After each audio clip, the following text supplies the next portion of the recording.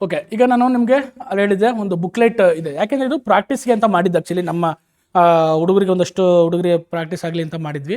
ಸೋಂಬೇರಿಗಳಿಗೆ ಅಂತ ಮಾಡಿದ್ದು ಆ್ಯಕ್ಚುಲಿ ಇದನ್ನು. ಅಂದರೆ ಯಾರು ಡೈಲಿ ನಾವು ಹೇಳ್ತಾ ಇದ್ವಿ, ಬಡ್ಕೊಂತ ಇದ್ವಿ, ಬರೀರೋ ಒಂದು ಎಸ್ಸೆ ಬರೀರೋ ಅಂತಂದರೆ ಬರಿತಾ ಇರಲಿಲ್ಲ. ಅದಕ್ಕೆ ನಾನೇನು ಮಾಡಿದೆ, ಒಂದಷ್ಟು 30 ದಿನಕ್ಕೆ ಆಗಂಗೆ ಒಂದಷ್ಟು ಎಸ್ಸೆಗಳು ಟ್ರಾನ್ಸ್ಲೇಷನು ಪ್ರಿಸೈಟಿಂಗ್ ರೆಡಿ ಮಾಡಿಬಿಟ್ಟು ಹಂತವಾಗಿ ಸಿಂಪಲ್ಲಿಂದ ಹಿಡಿದು ಕಾಂಪ್ಲೆಕ್ಸ್ವರೆಗೂ ಏನು ಮಾಡಿದ್ದೀನಿ, ಒಂದಷ್ಟು ಎಸ್ಸೆ ರೈಟಿಂಗ್ಸು, ಟ್ರಾನ್ಸ್ಲೇಷನು, ಪ್ರಿಸೈಟಿಂಗ್ ಎಲ್ಲ ಇದೆ ಈ ಬುಕ್ಲೆಟಲ್ಲಿ. 350 ಪೇಜನ ಇದೆ.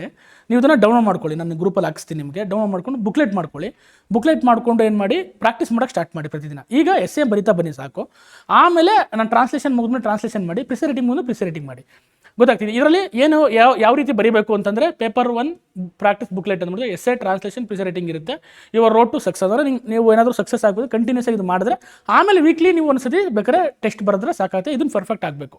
ಗೊತ್ತಾಯ್ತು. Instruction for students using the PSI paper 1 practice booklet. ಏನೇನು ಇನ್ಸ್ಟ್ರಕ್ಷನ್ಸ್ ಅಂತಂದರೆ, ಏನಂತಂದರೆ ಬುಕ್ಲೆಟ್ ಏನಾಗುತ್ತೆ, prepare for the essay writing. ನಿಮಗೆ ಎಸ್ಸೆ ರೈಟಿಂಗ್ ಬರ್ಸೋಕ್ಕೋಸ್ಕರ ಇದನ್ನು ನಾವು ಏನು ಮಾಡಿದ್ದೀವಿ,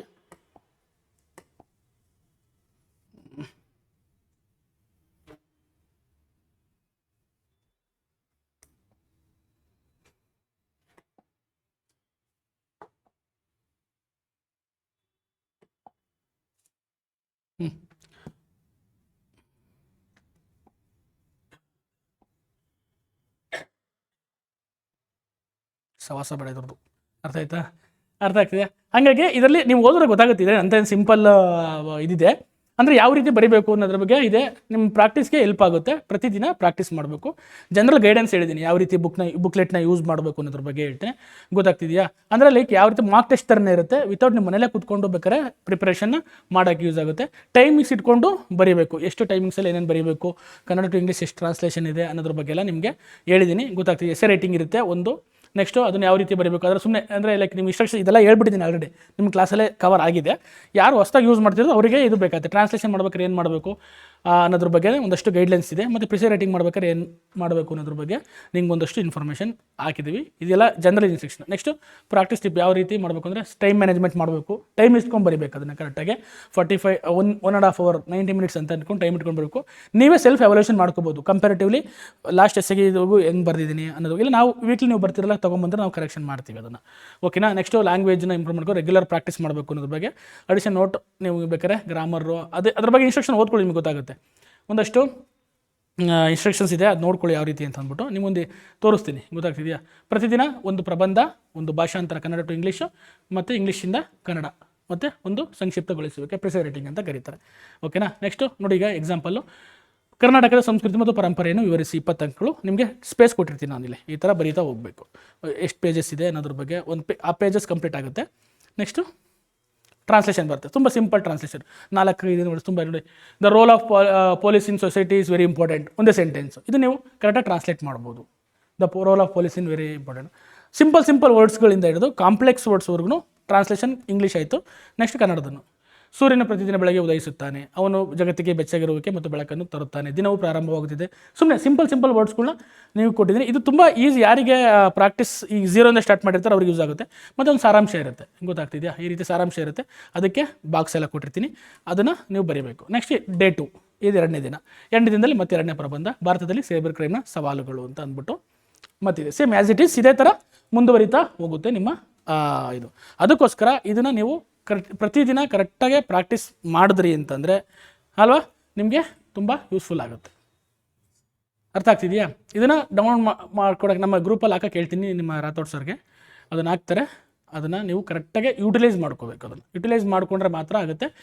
ಇದನ್ನು ನೀವು ಖಂಡಿತ 1 ತಿಂಗಳು ಕಂಟಿನ್ಯೂಸ್ ಆಗಿ ಮಾಡಿದ್ರೆ ಮಾತ್ರನೇ ನೀವು PSI ಆಗ್ತೀರ. ಗೊತ್ತಾಗ್ತಿದೆಯಾ? ಈ ಬುಕ್ಲೆಟ್ ನಿಮಗೆ ಸಿಕ್ಕಿದೆ? ಯಾರಿಗೆ ಗೊತ್ತಿತ್ತ ಇದು? ಇಲ್ವಾ? ಅದ್ರಲ್ಲಿ ಹಾಕಿದ್ದೆ ಅನಿಸುತ್ತೆ. ಅದು ಅವಾಗ ಹಾಕಿದ್ವಿ. ಈಗ ನೀವು ತೊಗೊಂಡಿದ್ರೆ ಓಕೆ, ತೊಗೊಂಡಿಲ್ಲ ಅಂದರೆ ಅದನ್ನು ತೊಗೊಂಡಿದ್ರೆ ಅದರಲ್ಲೇ ಕಂಟಿನ್ಯೂ ಮಾಡಿ. ಇಲ್ಲ ಅಂತಂದರೆ ಹೊಸದಾಗೆ ಡೌನ್ಲೋಡ್ ಮಾಡಿಕೊಂಡು ಪ್ರಾಕ್ಟೀಸ್ ಮಾಡೋಕ್ಕೆ ಪ್ರಾರಂಭ ಮಾಡಿ. ಅರ್ಥ ಆಗ್ತಿದೆಯಾ? ದಿಸ್ ಈಸ್ ಇವತ್ತಿನ ಒಂದು ಕಂಪ್ಲೀಟ್ ಆಯಿತು ಪ್ರಾಕ್ಟೀಸ್. ಇದರಲ್ಲಿ ಏನೋ ಡೌಟ್ಸ್ ಇದ್ದರೆ ನೀವು ಕೇಳಿಬೇಕಾರೆ. ಯಾವ ರೀತಿ ಬುಕ್ಲೆಟ್ಸ್ ಯೂಸ್ ಮಾಡಿದ್ರೆ ಡೌಟ್ಸ್ ಇಲ್ವ ತಾನೆ? ಪ್ರತಿದಿನ ಒಂದು ಎಸ್ಸೆ, ಟ್ರಾನ್ಸ್ಲೇಷನ್, ಪ್ರಿಸೈ ರೈಟಿಂಗ್ ಬರೀ. ಪ್ರತಿದಿನ 2 ಎಸ್ಸೆ, ಒಂದು ಎಸ್ಸೆ, 2 ಟ್ರಾನ್ಸ್ಲೇಷನ್, ಒಂದು ಪ್ರಿಸೈ ರೈಟಿಂಗ್ನ ಬರಿತಾ ಹೋಯಿತು ಅಂತಂದರೆ ಈ ಬುಕ್ಲೆಟು ಕಂಪ್ಲೀಟ್ ಆಗುತ್ತೆ. 30 ಡೇಸ್ಗೆ ಆಗಂಗೋಷ್ಟು ಕೊಟ್ಟಿದ್ದೀವಿ. ನೀವು ಅದಾದಮೇಲೆ ವೀಕ್ಲಿ ಒಂದು ಸತಿ ನೀವು ಟೆಸ್ಟ್ನ ಬರಿತಾ ಪ್ರಾಕ್ಟೀಸ್ ಮಾಡೋದು, ಕರೆಕ್ಷನ್ ಮಾಡಿಸ್ಕೊತಾ ಬರೀ. ಇದು ನಿಮ್ಮ ಪ್ರಾಕ್ಟೀಸ್ಗೋಸ್ಕರ ಮಾಡಿರೋದು. ಗೊತ್ತಾಗ್ತಿದೆ? ಹಾಗಾಗಿ ಇದನ್ನು ಬೆಸ್ಟ್ ಯೂಸ್ ಮಾಡ್ಕೊಳ್ಳಿ. ಈ ಥರದ್ದು ಇನ್ನೂ ಒಂದಷ್ಟು ನಿಮ್ಗೆ ಇನ್ನೂ ವರ್ಕ್ ಬುಕ್ಲೆಟು ಎಲ್ಲ ಮಾಡಿಸ್ತೀವಿ, ಇಂಪ್ರೂವ್ಮೆಂಟ್ ಮಾಡ್ತೀವಿ.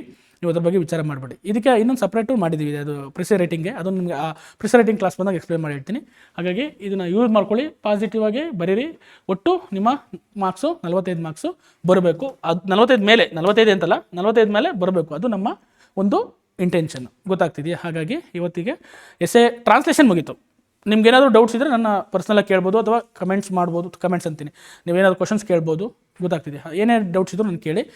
ಎಸ್ಸೆ ಬಗ್ಗೆ ನಿಮಗೆ ಒಂದು ಕ್ಲಿಯರ್ ಐಡಿಯಾ ಸಿಕ್ಕಿದೆ ಅಂದ್ಕೊತೀನಿ. ಏನಾದ್ರು ಮತ್ತೆ ಏನಾರು ಮಾಡಬೇಕು ಅಂತ ಅನಿಸಿದ್ರೆ ಮೈಂಡ್ ಮ್ಯಾಪ್ ಮಾಡಿದ್ದೀನಾ? ನಿಮಗೆ ಮೈಂಡ್ ಮ್ಯಾಪ್ ಆಗಿದೆ ಅಲ್ವಾ? ಹಾಂ, ಓಕೆ, ಅದೊಂದು ಟಾಪಿಕ್ ಮಿಸ್ ಆಗಿತ್ತು ಅಂದ್ಕೊಂಡಿದ್ದೆ.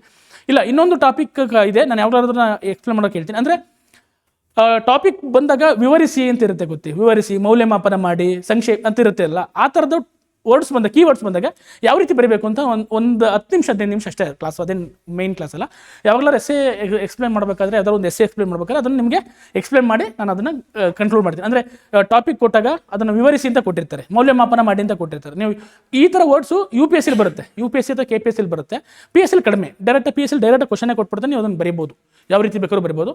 UPSC ಆದರೆ ವಿವರಿಸಿ, ಮೌಲ್ಯಮಾಪನ ಮಾಡಿ, ಅನಾಲಿಸಿಸ್ ಮಾಡಿ ಅನ್ನೋದ್ರ ಬಗ್ಗೆ ಕೊಟ್ಟಿರ್ತಾನೆ, ಗೊತ್ತು? ಅನಲೈಸ್ ದ ಟಾಪಿಕ್ ಅಂತ ಕೇಳ್ತಾನೆ. ಆ ಥರ ಕೊಟ್ಟಾಗ, ವರ್ಡ್ಸ್ ಕೊಟ್ಟಾಗ ಏನೇನು ಅಂಶಗಳನ್ನ ಇರಬೇಕು ಅನ್ನೋದ್ರ ಬಗ್ಗೆ ನಾನು ಎಕ್ಸ್ಪ್ಲೇನ್ ಮಾಡಿರ್ತೇನೆ. ಓಕೆ, ಇವತ್ತಿಗೆ ಈ ಕ್ಲಾಸ್ ಎಂಡ್ ಆಯ್ತು. Thank you so much.